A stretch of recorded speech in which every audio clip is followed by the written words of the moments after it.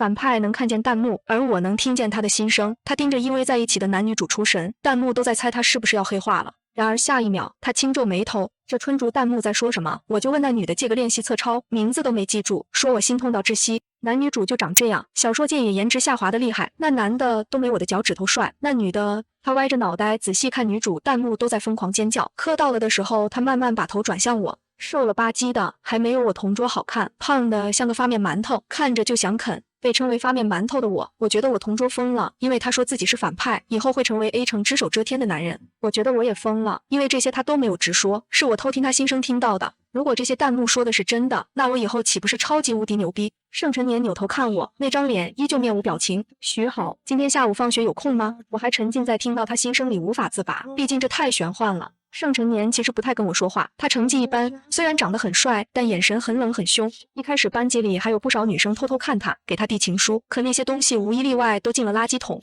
直到陈远转学过来，大家就将注意力全部转移了。我看向前方依偎在一起的校草陈远和校花林佳怡，他们似乎在讨论题目，凑得很近。陈远其实细看还没盛晨年帅，可关键人家笑得好看啊。陈远浑身散发着阳光的气息，让人不由自主想亲近，不像盛晨年整天一副拽的258万的模样，我平时都不敢跟他说话。小胖同桌怎么不理我？他看陈远干嘛？他也喜欢男主。我收回视线，哦，陈远原来就是男主，怪不得人家是男主，毕竟陈远从没喊过我小胖。没什么事。盛晨年点点头，重新趴回桌上。那放学别走。这群弹幕好烦啊！吃什么醋吃醋，老子又不是江西人，这么爱吃醋。我看着盛晨年黝黑的后脑勺，咽了咽口水，他到底要干嘛？说的好像约架一样。直到放学，盛晨年才悠悠转醒，他揉揉脑袋，看着不远处并肩离开的两人，烦躁的轻啧一声：为什么说我是阴暗的老鼠？这个世界上怎么会有这么帅的老鼠？一群瞎子。我嘴角抽了抽，继续收拾书包。他催促我，好了没？带你去个地方。我和盛晨年踏进 A 城最大的房地产楼盘的时候，还没反应过来。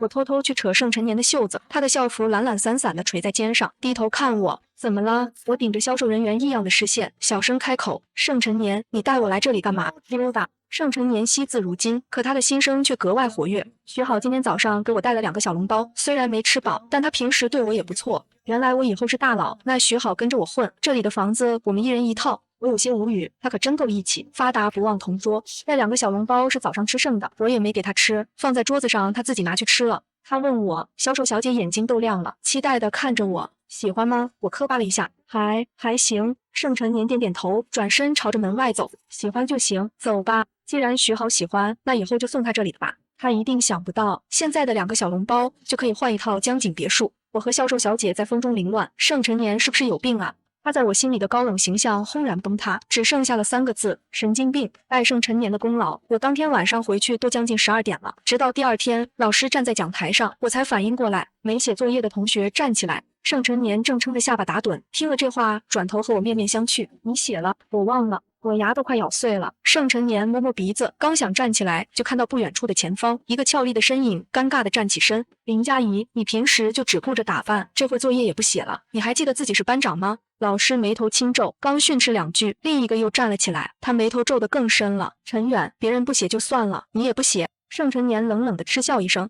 还真是爱得感天动地，明明写了却站起来给林佳怡扛怒火。陈远不愧是男主，傻缺。还有吗？老师的教鞭拍打在讲台，我硬着头皮站起来，盛晨年也慢慢站起身。徐好，老师快要破音，足以见到他内心的崩溃。你为什么不写？我张口，不知道怎么说我昨天去看房了。3好学生第一次挨训，就是因为我确实应该负责。我还在扣着手指，不知怎么说。盛晨年开口了，老师，他忘了。紧接着估计觉得自己也站起来了，又补充道，我也忘了。其实盛晨年说话语调一直这么懒散，可老师气疯了，以为他在挑衅自己。你们4个给我滚出去，在外面站着。我们站在走廊，我揉揉额头。盛晨年有些内疚但不多，抱歉。同桌好像有点不开心，下次放学不带他去看房了，周6去。那俩干嘛呢？我顺着他的视线看过去，林佳怡脸颊绯红，陈远离得很近，2人正在悄悄说话。盛晨年死死地盯着2人，半晌后推推我的肩膀，向旁边挪了挪。弹幕又在说他吃醋了，难过了，伤心欲绝了。然而他心里想的是，罚站还能笑出来，俩傻子吧。我跟我同桌这么聪明，得离他们远点，回头传染我俩。我同桌考不了第一，我成不了商业大鳄，怎么办？我被他推着，都快到旁的班了。弹幕更疯狂了，以为看不见就不会心痛，别说了，我心疼反派。盛晨年翻了个白眼，哪个傻子发的？小学没毕业，自己看新华字典学的词汇。最近盛晨年只要抬眼看向前方，就会被弹幕说成窥伺男女主的幸福。于是盛晨年买了副墨镜，可是弹幕又说他摘下墨镜肯定眼眶猩红，再强装坚强。他被弹幕整得近乎崩溃，原本就臭的脸现在更阴沉了。服了，这群傻狗能不能歇一歇？我明天买个横幅在学校大门上挂着，我磕陈远林佳怡 CP， 他们会不会也说我嫉妒疯了？我没忍住，差点没被水呛死。他扭头看我，谁跟他们说我喜欢林佳怡了？我同桌看着比他可爱多了，白白胖胖的，像个……我停下喝水，静静看他。盛晨年慢慢和我对视，然后移开视线，耳尖微微红了，像个白萝卜。干嘛突然看我？好可爱！我面无表情的继续喝水，神经病。我就没指望他能夸出什么好东西。上次说我是发面馒头，这次说我是白萝卜。关键这人对白萝卜都能脸红，什么内心阴郁的大反派，我看是个傻子还差不多。男主又在为女主辅导功课了，喜欢一个人就是要将他带到和自己一样的高度，爱人如养花。反派男配在背后阴郁的看着羡慕死了吧，自己成绩差，辅导不了女主。盛晨年盯着林佳怡和陈远的背影看了几秒，扭头看着正在学习的我，心里发出不屑的冷哼。万年老二还辅导别人学习呢，我同桌全校第一都没说什么。我写字的手一顿，不明白他又怎么了？我成绩好，他这么骄傲干什么？莫名其妙。盛晨年撞了撞我的肩膀，同桌，我也要补习。我放下笔，将一张试卷放在他面前，你先把这张卷子做一下。盛晨年眉头紧皱，怎么我的待遇和他不一样？我懒得搭理他，直到月考成绩出来了，弹幕直接磕疯了。短短1个月啊，女主成绩从中游爬到了第4，我们妹宝真厉害。不过你们不觉得反派和女主也很好磕吗？阴郁反派从倒数直接为爱追到了第3名，硬生生插在了第2名的男主和第4名的女主中间。我看不见弹幕，只看到趴在桌子上欲哭无泪的盛晨年。早知道不抄的这么厉害了，要被叫家长了。操！我无奈的摇摇头。考试的时候他一个劲盯着我，我还以为他要借东西，合着是在抄我试卷。好在老师没有叫家长，只是将盛晨年和林佳怡叫到办公室去。出来的时候弹幕欢腾一片。可恶的老巫婆居然暗讽他俩抄试卷，看女主都气哭了。不过反派为什么没哭？看起来还有点小高兴，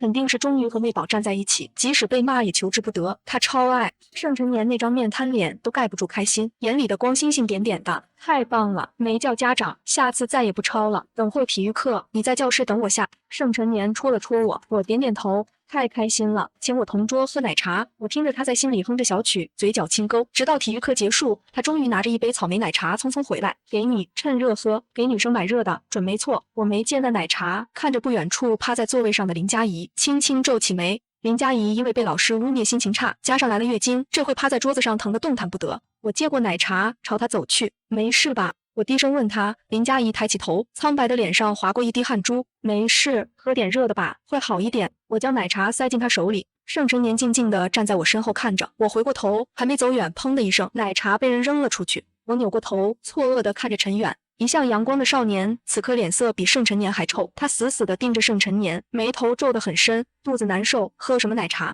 我第一次觉得陈远莫名其妙，可我看不见的地方，弹幕却一清二楚。男主吃醋了，他以为这奶茶是反派男配底的啊，磕死我了！第一次见到温柔男主发脾气，女主肯定很感动吧？反派是不是要黑化了？是不是要黑化了？天哪，这不可能不黑化！对呀，刚刚分明是看到了妹宝疼才去买的奶茶，费尽千辛万苦，借着路人同桌的手才送到妹宝手里，结果还被正主逮了个正着，不黑化才怪！自卑反派鼓起勇气迈出第一步，就被扼杀在摇篮里，够了，我心疼他。我眼看着盛晨年的脸色越来越阴沉，陈远和他的气场都变得很不对劲。自卑他爹个蛋，赔老子奶茶！盛晨年的声音不大，只有在他旁边的我听到了。弹幕还在发疯，修罗场，修罗场！接着就看到盛晨年向前一步和陈远剑拔弩张，赔我的奶茶！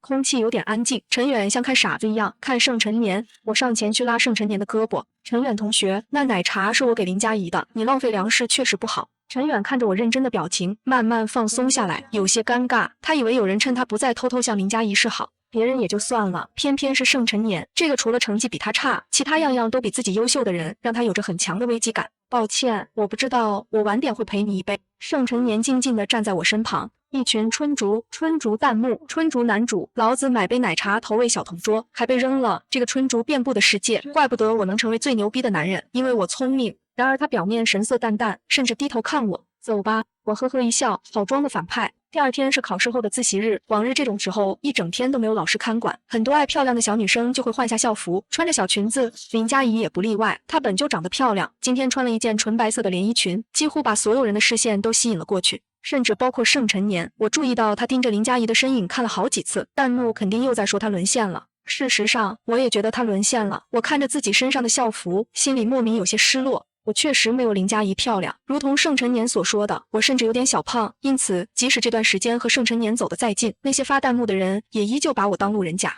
我掏出卷子继续写，面前却突然凑来一个毛茸茸的脑袋。盛晨年撞了撞我的肩膀，徐好，你觉得林佳怡今天好看吗？我点点头。盛晨年趴在桌子上，我也觉得好看，怎么会这么好看呢？我握笔的手一顿，将卷子翻了个面，心里酸酸的有些不舒服。下一秒却听到了盛晨年的心声。不愧是我妈设计出来的衣服，只是林佳怡那个豆芽菜有点穿不起来，如果放在小胖身上，他将目光转向我，眼睛眯了眯，应该会更好看。我彻底愣住，林佳怡是天选女主，她不仅长得好看，家境更是优渥，平日里穿的几乎都是名牌定制。盛晨年平时看着挺普通，我还以为他跟我一样只是个普通家庭，但想到盛晨年刚刚夸我的那句，我的脸颊慢慢爬上一抹绯红。盛晨年盯着我的脸，你发烧了吗？我忙不迭摇头。他疑惑地重新趴回桌上，心声却一字不落飘进我的耳朵。他脸怎么这么红，像苹果一样想啃？我觉得盛晨年什么都想啃，白萝卜、发面馒头，现在又来个苹果。他真的特别喜欢把我形容成食物。徐好，你觉得我怎么样？放学时，我和盛晨年一起走在路上，他莫名问了我一句话，我一愣，随后紧张到手指蜷缩。这还太早了吧？我虽然对他有些好感，但这话未免太过露骨。我一时不知怎么回答，就听到盛晨年在心里嘀咕：徐好到底能不能看出来我是一个可塑之才，以后能大榜 A 成？我觉得你……我叹口气，对上他的眼睛，很厉害。盛晨年点点头，伸手拍了拍我的脑袋。徐好果然是个懂欣赏的人，他的掌心很温柔，我的心跳莫名漏了一拍。盛晨年也意识到这个动作有些暧昧，有些尴尬的放下手，很有眼光。一时间，一阵暧昧尴尬的氛围在我们两人之间环绕。盛晨年的左右手都不知该怎么摆，却突然听到了不远处传来一阵细细的抽泣声。我还没反应过来，盛晨年的眉头就深深皱在了一起。什么叫女主被小混混堵住了？林佳怡不是早就跟陈远离开了吗？他抬脚朝着不远处哭泣的声音走去，我也紧跟其后。看到林佳怡的时候，我倒抽一口冷气。她的腿上都是血，漂亮的白裙子也被染上了一朵朵红梅，整个人缩在角落，像一朵柔弱的小白花。几个小混混明显也没想到会伤人，正待在原地面面相觑。离他远点，我报警了。我掏出手机，牙齿忍不住打颤，但还是冲到了林佳怡面前。盛晨年将几人堵在巷子口，今天谁也不许走，滚开！猥琐的男人怒吼一声，哪来的两个爱多管闲事的？我们只是想抢个钱，是他自己撞上来的。看着他手里还泛着寒意的刀，我咽了咽口水。盛晨年，让他们走，他们手里有刀。弹幕也紧张的越滚越多。反派高光来了，为给女主报仇，几乎废了半个手臂。这一段当时看得我热血沸腾，甚至想要他代替陈远做男主。通关一怒为红颜，反派这个带感啊！半个手臂。盛晨年看了看自己的胳膊，又看了看不远处的我，让出一条路。走吧，请。本来打算拼命的小混混瞬间懵逼。盛晨年撇撇嘴，滚不滚啊？不滚都别走了。他抄起一旁的木头桩子，在手里掂量，多一事不如少一事。几个混混一哄而散。我惊讶于盛晨年为什么突然转变，就见他慢慢走到我身旁，心声响起，为那群弹幕说我会救别人废了半个手臂不值当，何况他垂眸看我，小胖胆子好像挺小，到时候吓哭了怎么办？林佳怡被吓得连站都站不起来，她白皙的大腿被割了一刀。我还没脱下身上的外套，盛晨年便先脱了下来。弹幕又磕疯了，虽然不知道为什么剧情改变了，但反派有这么重的洁癖，还把自己白白的校服盖在女主腿上，这是真爱了吧？盛晨年是有些反派基因在身上的，他特看不惯这些弹幕在那里乱组 CP， 这不是造谣吗？他跟林佳怡都没见过几次，给他盖上腿也不过是同学之间的互助，换做任何一个人都会这么做的吧？但弹幕却显然并不打算放过他，一想到反派后期会抱着女主还来的衣服在夜里猛吸，就觉得好带感。盛晨年搓了搓手上的鸡皮疙瘩，这些人说的真是我吗？这些弹幕有一个正常人吗？想了想，他将自己的衣服重新拿回去，径直拉开我的书包，将我的外套扔给了林佳怡。我一脸懵逼，他倒是干脆拿我的外套做人情，回头我给你洗。他垂头看我，我也没多在意，哦了一声。盛晨年勾勾嘴角，小胖真的好乖，那么善良的小胖真可爱。我现在已经不想搭理他，全身心放在林佳怡身上。你怎么会走到这里来啊？林佳怡垂着眸子，我本来和陈远一起回去的，可路上发生了点分歧，我便站在这巷子口等他，然后就被堵进来了。直到警察赶到，林佳怡的父母将她接走，我跟盛成年才匆匆往回走。月色悄然降临，我踢踏着路边的石子，感觉有些冷了，伸手去摸书包里的外套，却发现那里空无一物。我抬眼瞪着盛成年，都怪他自己不想把外套送出去，就把我的外套送给别人。察觉到我埋怨的视线，盛成年扭过头看我，怎么了？我现在已经对他没有害怕的感觉了，于是干脆挑明，我冷。盛成年一愣，将外套随手罩在了我头上。那你不早说？我吸吸鼻子，将他的衣服套在身上。盛成年身上有一股似有若无的清冷木质香，不同于这个时期男生身上的汗臭，他干净的简直让我有些不可置信。怎么这么看我？盛成年静静地看我穿上外套，拽了拽我空出半截的手臂，你胳膊怎么这么短？他一开口就没好话，我举起剩下的半截空袖子抽在他身上，要你管。盛成年的眼底划过一抹笑意，小胖穿上我的衣服好小一只，像个小洋娃娃，好可爱。看着胖乎乎，怎么穿上我衣服这么小？盛成年终于没有再把我形容成吃的了。感天动地，夜晚的蛐蛐一直在叫，昏黄的路灯下，我和盛成年的影子拉得很长很长，林间的小路只能听见我们沙沙的脚步声。盛成年突然问我，徐好，你毕业了要去哪所大学？想了想，我开口 H 大。盛成年点头，那我也去，继续跟你做同桌。微风吹过，我站在原地看着盛成年，他的耳尖慢慢爬上一抹绯红。我们俩都没说话，盛成年的心声却稳稳地落在我脑海。这么盯着我干嘛？小胖该不会要拒绝吧？我又不是表白，只是说做同桌，这么紧张干什么？我看着对面少年认真的模样，他连眼睛都不敢跟我对视。可我说出的话注定打破这暧昧的氛围。盛成年，你考不上。果然，这话一出口，盛成年脸颊的绯红彻底消失不见，他的眸子恢复了往日的冷寂，转头目不转睛地朝前走。盛成年走得有些快，我只能抬脚追他。盛成年，你是不是生气了？没有，这小胖说话怎么这么伤人？坏小胖，你就是生气了？没有，小胖瞧不起我，我成绩是不咋好，也不用这么直接说出来吧。盛成年，你别生气了呗，我刚刚跟你闹着玩的。我憋不住笑，他突然站定，没有生气。今天的小胖是超级邪恶小胖。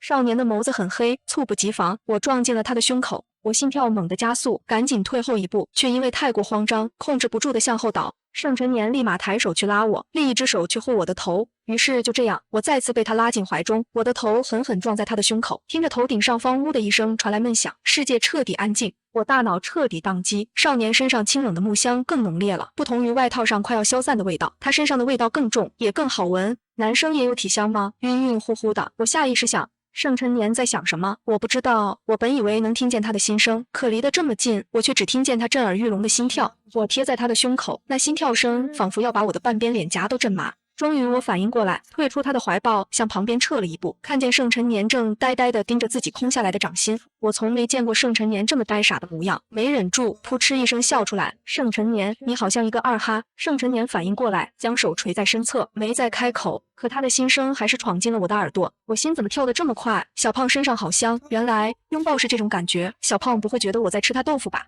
他扭头看我，刚要解释，我摆摆手，刚刚对不起啊，我不小心撞进去了。盛成年扯扯嘴角，那你下次别撞别人。空气再次安静，我们俩都没再说话，静静地朝前走。我发现弹幕只有在林佳怡出现时才会出现，这像是特意围绕着他的一样。但盛成年的心声，我却是什么时候都能听见。就比如此刻，他正在思考，世界上的女生是不是抱起来都是小小一只？小胖看着软乎乎，抱着应该挺舒服，怎么还是有点硌人？他搓着下巴，许好，明天你不要给我带小笼包了，我给你带早饭吧。我没答应，也没拒绝，因为此刻我清楚地听到盛成年的心里在盘算，怎么把小胖喂得更胖一点，这样抱起来是不是会舒服些？我的耳朵越来越红，这个人是不是有毛病？谁说以后要给他抱了？第二天，盛成年真的给我带了一抽屉早餐，我目瞪口呆，我这哪吃得完呀？盛成年却表现得理所当然，多吃点，你养猪呢？我瞪他，盛成年撑着下巴看我，没有啊，猪都是邋遢的、臭的，许好是白白嫩嫩香香的。不过他既然喜欢这个称呼，那就满足他吧。于是盛成年思考2秒说，那你是一只香香的猪。我决定不搭理他。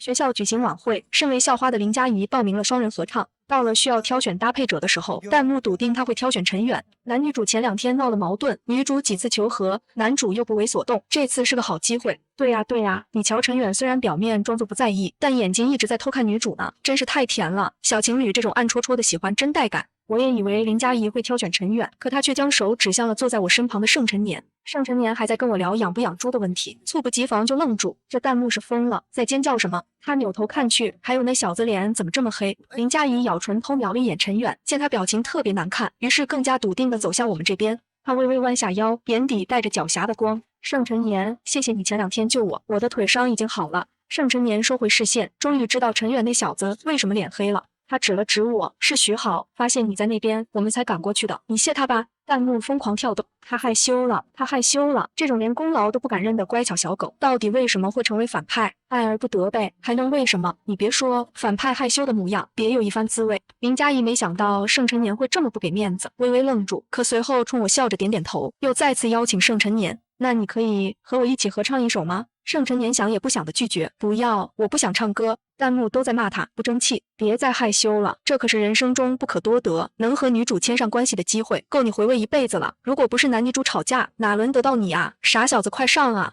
一群脑瘫弹幕砍拼，嘻嘻的时候砍到头了吧？盛晨年的脸越来越黑，甚至可以用黑炭来形容。老子五音不全，唱什么唱？到时候把小胖吓着了怎么办？我可不能毁掉我在他心中的完美形象。如果没听见这些心声，盛晨年在我心里确实挺完美的，长得帅，心地善良，虽然话不多，很高冷，但还算体贴。可这会儿他在我心里已经毫无形象了。我偷偷看他，原来盛晨年还五音不全。林佳怡有些尴尬，她没想到自己会被拒绝的这么干脆，毕竟她从小到大还没怎么被人拒绝过，一时之间有些下不来台。我扭头看去，陈远推开板凳，径直走出了教室。虽然盛晨年没有答应一起演唱，但林佳怡最后的目的达到了。他长舒一口气，冲我们微微点头，坐回了座位。盛晨年皱着眉看着他的背影，弹幕都在猜他是不是后悔到抓心挠肝。然而他想的却是，这种自恋狂怎么当上女主的？为了让陈远吃醋拉我挡枪，老子无妄之灾。这是一本什么狗屎小说？作者肯定小学都没毕业，女主角就应该让小胖当。我们家小胖比他善良10000倍。我低下头继续写试卷，却一个字都写不出。谁是他们家的了？神经病！盛晨年又在发癫。晚会难得的放松时刻，除了舞台上表演的人，我们都很悠闲。盛晨年不知从哪搞来一堆零食，放在我面前，我俩吃得津津有味。灯光昏暗，我突然想上厕所，于是站起身，盛晨年也跟着站起来。你干嘛？我回头看他，你去哪？他像个跟屁虫一样，让我有些好笑。我去上厕所，那我也去上厕所。我扯扯嘴角，你要跟我去女厕？没有，他跟在我身后。弹幕说今晚会发生大事，我不能让小胖单独待着，我得看着他，万一出了事儿，我能保护好他。我听着他的心声，嘴角忍不住轻轻勾起。昏暗的校园里，我们一左一右的走着，下一秒，真的听见不远处传来西西女的声音。盛晨年脸色冷了下来，他拉着我的手朝一旁躲了躲。我们都屏住呼吸，盛晨年已经在找趁手的武器了。可随后，我听见了林佳怡的声音：“你混蛋！明明是你说一起去自习，可你放了我鸽子还不解释。”陈远的声音带了些无奈：“我那天真的有事，那你去忙你的事吧，我不想听，以后也别来找我。”林佳怡跺跺脚，转身就要走。我瞪大双眼，不可置信地看着一向温和的陈远，一把拉住林佳怡，按在楼梯拐角的墙上，一只手牵制住她的下巴，另一只手环上她的腰，两人就这么吻在了一起。林佳怡一开始还拼命把人朝外推，伸脚踹陈远，可紧接着没一会儿，她的身子就慢慢软了下来，伸手搭在了陈远的肩头。寂静的夜里，两人吻得难舍难分，只能听见黏腻的口水声。我咽了咽口水，感觉从脸烧到了脖子。他们俩怎么这么胆大，在学校里就亲起来了？弹幕也快疯了！大事终于发生了，男女主误会解开，男主强吻这段也太慢了，我就爱看这种强取豪夺。只是可惜了，反派难配，果然还是让他看见了。反派估计要黑化了吧？看着心上人被别人抱在怀里亲，多难过呀！盛晨年摇摇头，叹了口气，拉着我的手就朝前走。我一脸呆滞的被他扯着离开。盛晨年的心声飘进我的脑海，我还以为什么大事呢，原来就是躲在树林里亲嘴儿。不过这种男的真的很 low， 人家都没同意，这不是违背妇女意愿吗？强迫妇女意愿也不怕坐牢，还甜，这群弹幕小时候脑子被驴啃过吧？林佳怡也是被强吻了，不知道咬他舌头吗？陈远该不会以后是个强奸犯吧？林佳怡都说了不要还亲上去，这么大脸。我嘴角抽了抽，瞬间觉得自己的脸没那么烫了。盛晨年真是一股清流，可弹幕却误解盛晨年，非说他是看见这一幕心碎至极，才仓皇而逃。弹幕刷的实在厉害，盛晨年走到一半，开始抬手猛击太阳穴，我吓了一跳，连忙去拉他胳膊。你怎么了？没事。他烦躁地吐出一口气。我们回教室吧。弹幕叹气，这个路人甲不懂，他就是破防了。盛晨年在心里腹诽，这群蠢猪弹幕什么时候能消停？双击太阳穴到底能不能把他们关掉？破防个鸡毛破防，他们俩爱啃啃去，吵得我脑子疼。今早上学来时，我妈就说可能会下雨，让我带了伞。我在微信上特意通知了盛晨年，没想到他掏出一堆早餐，偏偏没掏雨伞。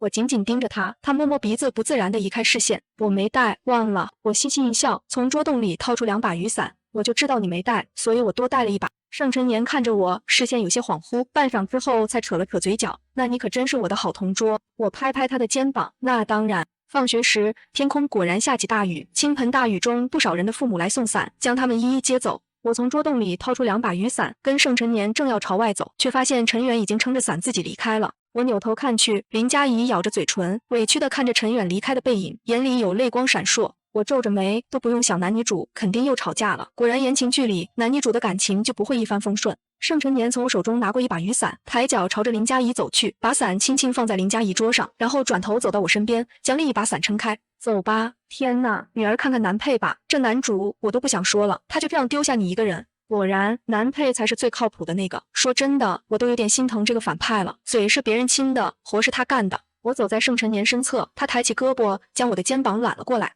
我的身子瞬间变得僵硬，盛晨年的胳膊也僵硬的厉害。他清清嗓子，靠近点，伞不大，等会儿被雨淋了怎么办？盛晨年说话都有些结巴。我抬眼看他，盛晨年不敢跟我对视，笔直的看着前方，他的心声发了疯似的朝外冒。这群蠢猪弹幕在第1层，可他们不知道老子已经在第5层了，哈哈哈。让林佳怡那个小豆芽自己撑伞去吧，我和小胖要贴贴一起回家了。老子真是个天才。我扯扯嘴角，又朝他靠近了1分。盛晨年的身体更僵硬了，他低头看我，对上我的视线时又不自然的移走，嘴角却压不住的上扬。我还没见过盛晨年脸上有这么丰富的表情，他平日里真的很装。徐豪，你觉得我这个人怎么样？又是这种问题。我扯着嘴角，刚想跟他说以后一定会有大出息，却听到了盛晨年的心声。他连心声带着些紧张，他会不会觉得我很轻浮？徐豪能不能听出来我在表白啊？我一愣，随即脚步也有些踉跄起来。这是表白？于是我没说话。盛晨年等了半天，干脆问我：徐好，如果你是女生，会喜欢我吗？我抬眼看他，我就是个女生。盛晨年瞬间变得手足无措，甚至打在头顶的雨伞都有些偏斜，被雨淋了小半边。上个问题。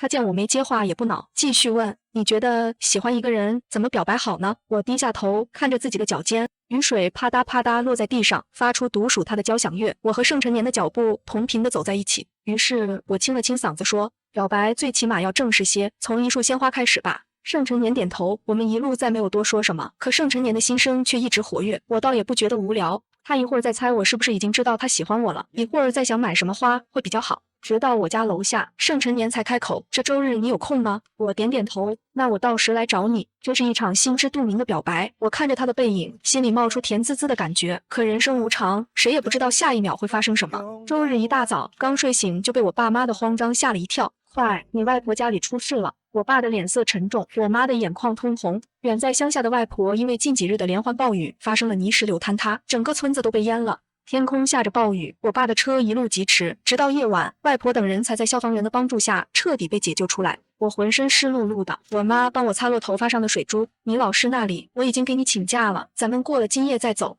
我瞳孔突然猛缩，突然想到什么，急忙去掏手机。盛晨年的未接电话有3个，短信更是几十条，从最开始一直滑到最后。我的眼眶慢慢发热。徐好，我来找你喽。徐好，你在家吗？为什么打电话你没接？徐好，你能出来一下吗？咱们不是约好的吗？徐好，你是不是在耍我玩呀？我在你家楼下等你，如果看到的话，可以回我一下吗？徐好，你是不是猜到了我要跟你表白？你不喜欢我对不对？对不起，徐好，我喜欢你。要拒绝的话，我也想听你亲口说，行吗？徐好，我以为喜欢一个人是很甜蜜的事，可原来这么让人难过。我知道了，我不会再打扰你了，不用躲着我，贸然表白是我的不对，对不起。我掏出手机拨打过去，可不管我打多少遍，那头都是无人接听。雨夜上路确实危险，我爸说明天一早就赶回去。我打了一整夜的电话，可盛晨年一直没接。妈，都给你请假了，真的还要去学校吗？我妈坐在客厅嗑瓜子。我拿着书包一阵风似的跑去，可直到学校我才知道盛晨年请假了，他压根没来上学。我下意识想问老师盛晨年家在哪，可老师探究的视线先转了过来。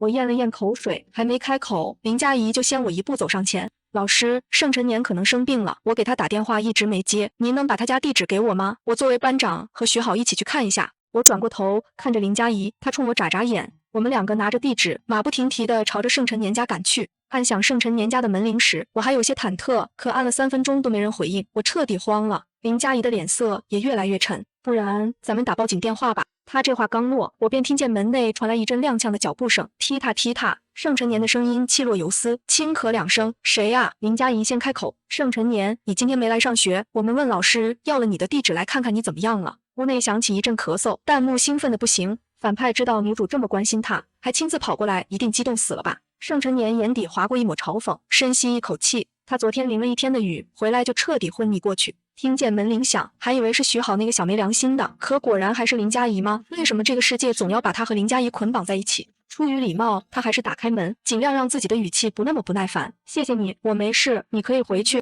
他的话哽在喉咙，发现了站在一旁一脸担忧的女生，我语气里带了些尴尬。盛晨年，你还好吗？盛晨年抿抿唇，进来吧。果然反派在嘴硬，看见女主这张脸也会忍不住心软吧？他那副逞强的样子，真是看得我心碎极了。女主能不能看看反派呀？他长得也很帅，都说了男配不要太帅，不然我会意难平的。林佳怡看了看我，又看了看盛晨年，简单慰问了几句，便转身走了。临走前拍拍我的胳膊，一时间房间里只剩下我和盛晨年。你爸妈不在家呀？我有些尴尬。盛晨年瞬间懒散地倒在沙发上，从鼻子发出一声回应，随即看向我。不是不想见我吗？怎么还跑来我家？徐好，你是不是想吊着我？我正在喝水，差点没被他这话噎个半死，一时间呛得脸通红，猛烈咳嗽。他皱眉，从一旁抽出纸巾挪到我身边，轻轻帮我拍背。笨死了，吊着就吊着吧。他这么笨不吊，别人只吊我也行，毕竟除了我也没人给他吊。但要是他敢吊别人，我就……他盯着我的脖子看了几秒，暗骂一声。我果然被这群弹幕整疯了，我竟然觉得违背妇女意愿也是一件让人心动的事情。我被他的心声整得满脸通红，抬眼恶狠狠瞪了他一眼。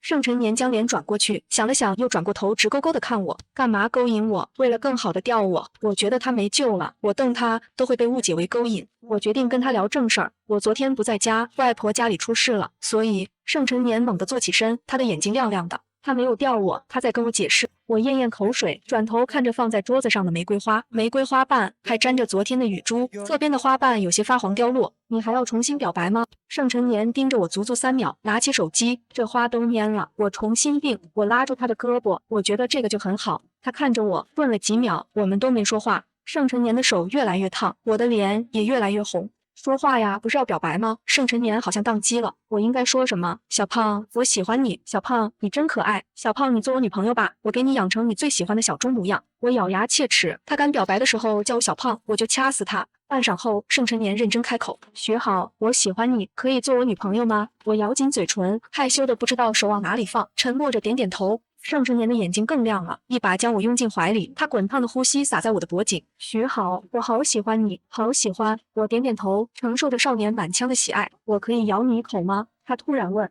我一愣，刚想张口惊叹，他却把这误以为是同意。盛晨年还发着烧，他凑得近了，我莫名起了一身鸡皮疙瘩。炙热的呼吸和滚烫的唇就这么贴在我的脖颈处，我清晰地察觉到他在轻咬我的肌肤，温热黏腻，带着些酥酥麻麻的痒。我握紧盛晨年的胳膊，整个人都要熟了。哪有人刚在一起就咬人的？盛晨年果然是狗。盛晨年抬起头，嘴唇红得吓人，眼底是藏不住的笑意。果然跟我想象的一样，好香好甜。他盯着我的嘴巴，咽了咽口水。徐好，我能亲亲你吗？我简直快被他整疯了。盛晨年是不是有毛病啊？干什么都要问。可看着他执拗的模样，我也有点好奇，盛晨年的嘴巴是什么味道？他长得这么帅，怎么都不算我吃亏。于是我将手轻轻搭在他的双臂，微微抬起头，双唇印下的瞬间，我再次听见了盛晨年心里发出的满意窥探。我就说，不违背妇女意愿的吻才是最让人心动的。